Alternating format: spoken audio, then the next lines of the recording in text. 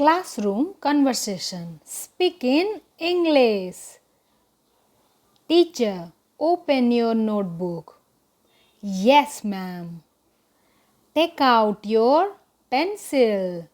Okay, ma'am. Where is your pencil? It is in my bag. Sit down quietly. Yes, ma'am.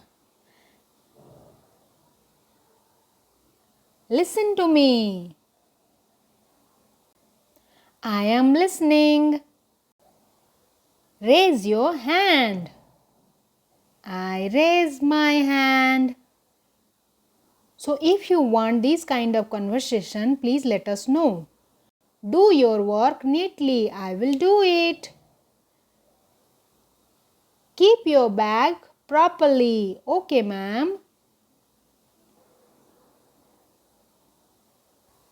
If you want one-to-one tuitions for grammar, for math, then please join us. Now, coming to the topic. Stand up. Yes, ma'am. Close your book. Okay, ma'am. We are providing spoken English phonics classes in batch. Please hurry up. Thank you so much for watching. If you like this kind of video, then please do like, share and subscribe, and follow and subscribe Kiddoctive Homeschooling FB page.